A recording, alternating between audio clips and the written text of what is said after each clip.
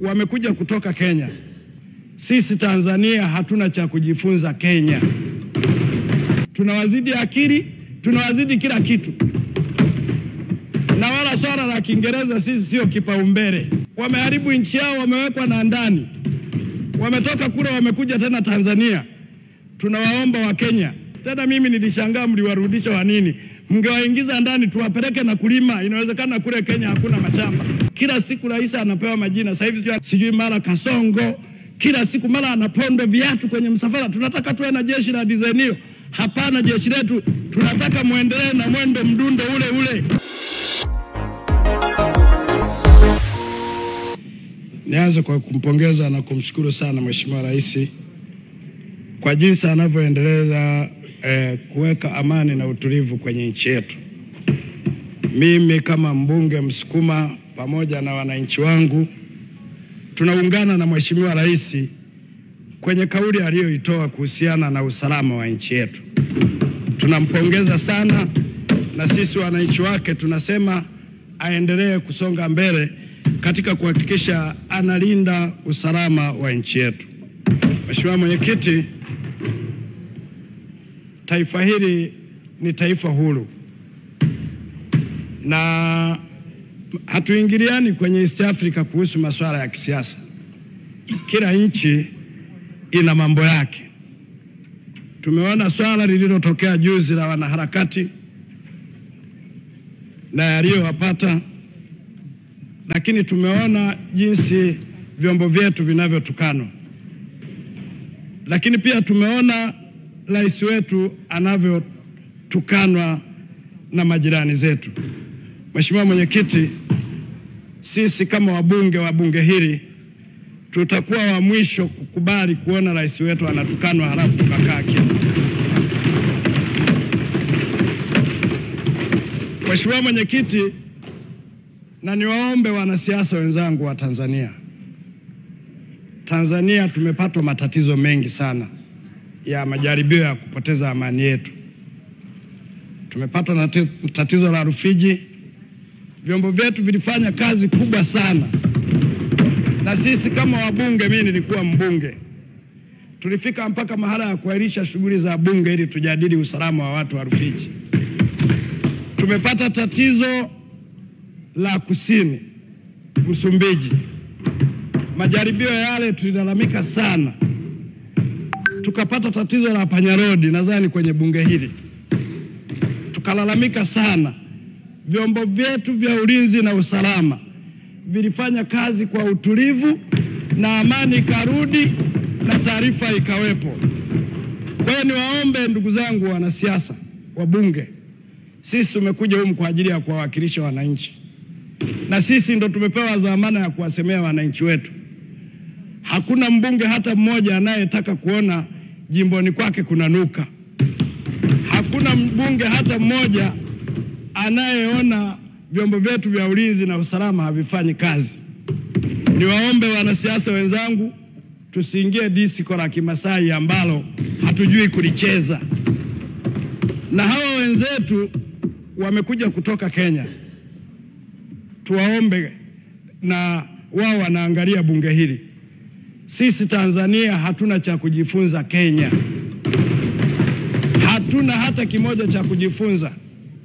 Tunawazidi siasa, tunawazidi akili, tunawazidi kila kitu. Na wala swala la Kiingereza sisi sio kipaumbele. Tuna maisha yetu. Kwa hiyo niwaombe sana vyombo vya ulinzi na usalama, msikubali kuruhusu watu hao waje watuharibie nchi yetu. Niwaombe sana. Huyo sijui Mwangwa, sijui Mwangi na Mazakarua ndio vinara wa Gen Z kule. Wameharibu nchi yao, wamewekwa na ndani. Wametoka kule wamekuja tena Tanzania. Tunawaomba wa Kenya, hatuna ugomvi na Wakenya wa kawaida. Tuna ugomvi na wanaharakati. Na sisi tuko tayari kupambana nao majukwani. Niwaombe sana wa Kenya, tunafanya nao biashara, tunafanya mambo mengi ya kiuchumi. Marais yetu wanaheshimiana. Waje Tanzania kuja kujifunza. Waje Tanzania kuja kutalii, lakini niwaombe wasije kutujaribu na mimi kama mbunge niwaombe vyombo vyetu vya ulinzi na usalama, najua mnapitia wakati mgumu. Saa nyingine na sisi tunawasema, lakini zibeni masikio. Nadhani jeshini huwa hamfundishi siasa, fanyeni kazi yenu. Kama mtu anatuchokoza, sisi tunahitaji kuendelea kuniga tai, hatutaki kinuke. Hatuhitaji swala la kunuka kwenye nchi yetu. Niwaombe sana, nikuombe sana Mheshimiwa Waziri, pamoja na viongozi wetu, vyombo vyetu vya ulinzi na usalama, sisi tunaviamini kwa 100%. Haya ni majaribu na yatapita. Endeleeni kufanya kazi, endeleeni kufanya kazi. Na nimemsikia mwanasiasa mmoja mwenzetu, rafiki yangu, amepiga akaingilia mpaka na maamuzi ya rais. Jamani, tulikuwa na awamu ya 5 humu ndani. Mimi nilikuwa mbunge Mwamba marehemu. Hakuna mtu alinyanyua mdomo, hakuna mikutano, na hata hiyo press ungepiga jioni ungekuwa nao jamaa. Sasa tusimwone mama mpore tukatumia hii nafasi kumuingilia mpaka na maamuzi yake. Sisi wote tumeapa kulinda katiba. Rais wetu amelinda kuapa katiba na kulinda usalama wa nchi yetu. Aachiwe nafasi afanye kazi. Haya majaribu mnayofanya, Samia tunaye na tunatamba naye mpaka 30. Kwa hiyo niwaombe ndugu zangu wanasiasa, swala la usalama tusilifanye la majaribio. Tuligusa tuna panya road nyewe watu wa Dar es Salaam humu ndani. Mlipiga kelele, hey! Sasa kimeanza kidogo hiki tukikiacha. Mheshimiwa Mwenyekiti, kule Kenya wakati wa utawala wa Uhuru, watu walikuwa wakipotea hivi, kabla ya kufanya uchunguzi vinasingiziwa vyombo vya ulinzi na usalama. Wakabagaza vyombo vyao vikadhalilika. Matokeo yake vyombo vimefanya uchunguzi vikaenda kukumbana na shakahora, watu 200 wamefukiwa na mtu. Lakini mmeshatukana vyombo vyenu, mnawakatisha watu tamaa. Kwa sababu leo tuko wote humu na mimi hii ndo nafasi yangu kwa ajili ya kuwakilisha wananchi wangu. Niwaombe vyombo vya usalama, hata mimi nikikosea nitie ndani ili wengine wasalimike. Lazima mfanye kazi yenu, tusiwaingilie. Hata wanasiasa naona kama labda joto limeanza. Mimi nilikuwa naangalia hata ile clip, nikawa namwangalia mdogo wangu Gwajima hapa, askofu. Labda kuna joto jimboni, maana ile press mimi sikuielewa. Na niwaombe wanasiasa, tunaporudi kwenda kuchaguliwa, tukisimama majukwaani, tuahidi vitu tunavyoviweza. Mkiahidi vitu vikubwa ambavyo haviwezekani, matokeo yake mwishoni mnaanza kutafuta huruma ya wananchi. Mimi nakaa Mikocheni. Tunasubiri kwenda Japani kwa Gwajima. Halituahidi kwenda Japani, tunamsubiri atupeleke Japani. Alisema anatupeleka Japani na Ujerumani tukabadilishane uzoefu. Na mimi niliandika jina, ni mwananchi wako wa Mikocheni, tunakusubiri utupeleke. Kwa hiyo tusilete pressure za majimbo tukaanza kuingilia mamlaka. Rais ana nafasi ya kumtengua yoyote na kumweka mtu yoyote.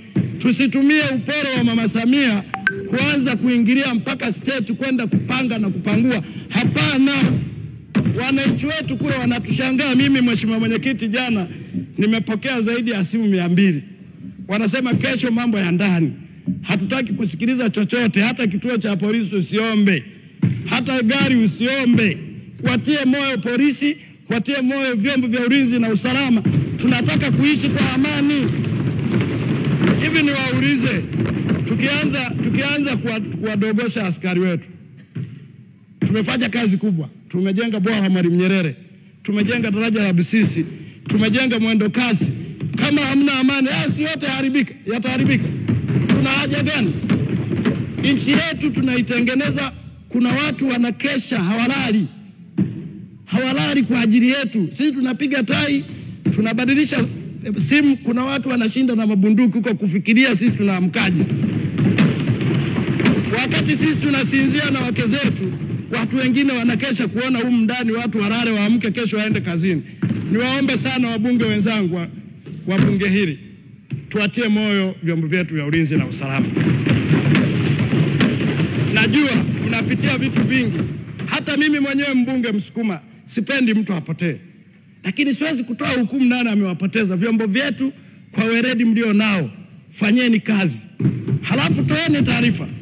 Haiwezekani kila kitu unashtakiwa kinalalamikiwa leo, kesho unatoa majibu. Hao watu wanaofanya matukio na wao wamejipanga. Sasa kwa sababu vyombo vyetu tunaviamini, kama mlifanya vizuri Rufiji, mkafanya vizuri Msumbiji, hili nalo litapita. Tunawaomba ongezeni weledi, lakini sisi kama wabunge hili tunaungana mkono sana na vyombo vyetu vya ulinzi na usalama. Rafiki yangu Camillus Wambura IGP, wala usirudi nyuma. Pengine watu wanakupima kwa kaumbo kako, lakini sisi na Mheshimiwa Rais tunaamini kwamba tuko mikono salama. Vyombo vyote, kamanda wa migration, tena mimi nilishangaa mliwarudisha wa nini? Mngewaingiza ndani tuwapeleke na kulima, inawezekana kule Kenya hakuna mashamba. Lindeni mipaka yetu, watu waingie humu kwa vibali. Kama amekuja kufanya biashara, haripie kibali cha biashara. Huwezi kuja kutembea halafu kaanza kwenda kuninginia mahakamani na kutoa press. Hili ni taifa huru, wasituingilie na taifa letu. Hata sisi tunayo midomo na wao wanafanya kampeni, wanafanya mikutano, na sisi tunao wabunge wa Kenya wengi tu marafiki zetu. Tunashirikiana kwa mawazo kwenye simu, lakini hatujawahi kwenda kupanda majukwani kudogocha serikali yao. Niwaombe sana, jeshi letu ni la weledi kwa kweli. Niangalia, hata ukiangalia wao wanasema wameendelea. Hivi unaendelea watu kila siku rais anapewa majina. Sasa hivi sio anaitwa Heri Chapo, sijui mara Kasongo, kila siku mara anapondo viatu kwenye msafara. Tunataka tuwe na jeshi la design hiyo? Hapana, jeshi letu tunataka muendelee na mwendo mdundo ule. Mtu yoyote anayeingia Tanzania ajue ukileta mchezo, Wambura yuko kazini na wenzie. Utanyea kwenye debe au utakula rungu. Hii ni haki yetu. Lazima tuilinde nchi yetu kwa wizi mkubwa. Mheshimiwa Mwenyekiti, mimi nilienda China siku moja, nikakodisha taxi. Sasa nikawa nabishana na mkalimani wangu, mimi Kiingereza sikijui. Wakati tunabishana, nikawa nasema mbona sioni wa China wakizungumza kuhusu rais wao, kuzungumza. Yule dereva taxi alishika breki karibu tuumane meno mle ndani. Akasema, ninyi mmekuja kwa ajili ya biashara au mmekuja kwa ajili ya kumsema rais wetu? Akatuambia, mimi hata nilizowabeba msinilipe, akatuache kituoni. Sasa niwaombe, hii ndio system tunataka kwenda nayo kwenye nchi. Tumwache rais afanye kazi. Rais anakaa kila siku anachorwa, anafanya hivi. Niwaombe vyombo vya ulinzi na usalama, tumepitisha sheria humu. Hata kumchora rais wetu, kumtukana rais wetu ni kukamata, kwa sababu tulikubaliana humu ndani bungeni. Tumetunga sheria alafu tunaiogopa wenyewe. Watu wakianza sheria ya usalama wa taifa tumetunga humu, sheria ya polisi, sheria ya mitandao tumetunga humu. Ikianza kutekelezwa tena tunarudi nyuma kukaa majukwani. Hapana. Anayeumia na hizi sheria halete hoja humu bungeni, atuambie kama yeye anataka kinuke ama watu wafanye kazi yao. Nakushukuru sana Mheshimiwa Mwenyekiti, asante sana.